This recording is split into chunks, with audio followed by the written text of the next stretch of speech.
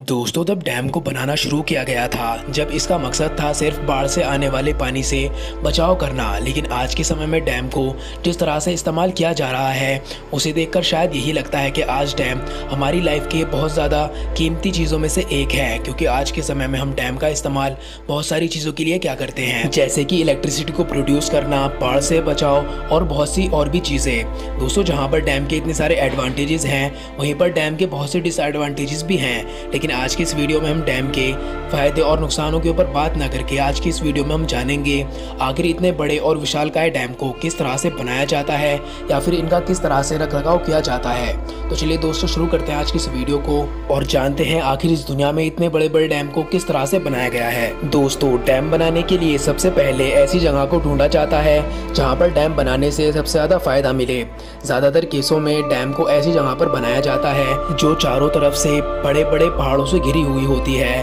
और वहाँ पर डैम बनाने की ज़्यादा ज़रूरत होती है, जैसे कि वहाँ पर इलेक्ट्रिसिटी की कमी होना या फिर बाढ़ से बचाव डैम बनाने की बड़ी वजह होती है। दोस्तों, डैम बनाने के लिए सबसे पहले नदी के ऐसी जगह को ढूंढा जाता है जो कि दोनों तरफ से बड़े बड़े पहाड़ों से घिरी हुई हो और वहाँ की ज़मीन भी ठोस हो। फिर इतना सब होने के बाद एक टनल को खोदा जाता है जो कि डैम के मेन स्ट्रक्चर से थोड़ी आगे से खोदी जाती है और ये टनल डैम के मेन स्ट्रक्चर को पूरी तरह से बाईपास करती है और वहां पर निकलती है जहां पर डैम को पूरा बनकर तैयार हो जाना होता है। फिर उसके बाद नदी के पानी को दोनों तरफ से ब्लॉक कर दिया जाता है और नदी को ब्लॉक करने के लिए उसी मिट्टी का इस्तेमाल किया जाता है जो कि टनल बनाते हुए निकाली गई थी। फिर इन ब्लॉकेज के बीच के बचे हुए पानी को बड़े बड़े पंप की मदद से निकाल दिया जाता है। फिर उसके बाद उस जगह की जमीन की डेंसिटी को टेस्ट किया जाता है और अगर वहाँ पर जरूरत होती है तो जमीन को और खोदकर वहाँ पर पत्थरों को जमीन की नींव तक डाला जाता है और फिर उसके ऊपर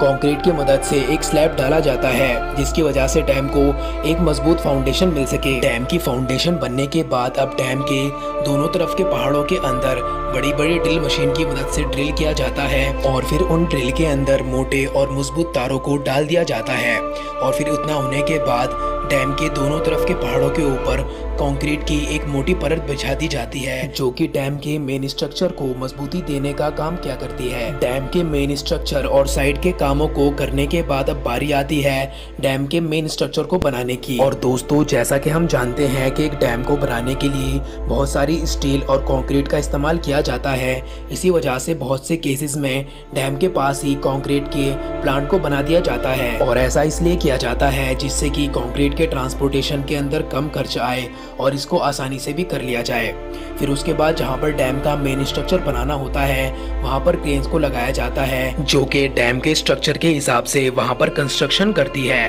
दोस्तों, वैसे तो डैम्स बहुत सारे टाइप के होते हैं, लेकिन आज की इस वीडियो में हम जिस डैम के बारे में बात करने वाले हैं उसका नाम है आर्च डैम। दोस्तों, बेसिकली आर्च डैम एक मोटी दीवार की तरह होते हैं जिनके अंदर ऊपर की ओर बहुत पावरफुल और मजबूत गेट्स लगाए जाते हैं। दोस्तों, ये गेट इतने ज्यादा पावरफुल और मजबूत होते हैं कि ये मिलियंस ऑफ टन वाटर के प्रेशर को भी रोक सकते हैं। और इसके अलावा आर्च डैम के अंदर एक्सेस वाटर को रिलीज करने के लिए इस तरह के स्पिलवेज भी बनाए जाते हैं और फिर उसके बाद इसके अंदर एक इलेक्ट्रिसिटी प्लांट भी बनाया जाता है जहां पर इलेक्ट्रिसिटी को प्रोड्यूस किया जाता है। अगर आप जानना चाहते हैं आखिर किस तरह से डैम के अंदर इलेक्ट्रिसिटी को बनाया जाता है तो आप हमारे चैनल की how dams are work video को देख सकते हैं जिसके अंदर ये डिफाइन किया गया है। और दोस्तों, अगर बात करें आखिर डैम को किस तरह से मेंटेन किया जाता है तो हर फ्लड या फिर अर्थक्वेक के बाद डैम के छोटे छोटे कंपोनेंट को भी चेक किया जाता है और अगर उनके अंदर कोई डैमेज होता है तो उनको रिपेयर कर दिया जाता है या फिर उनको रिप्लेस कर दिया जाता है।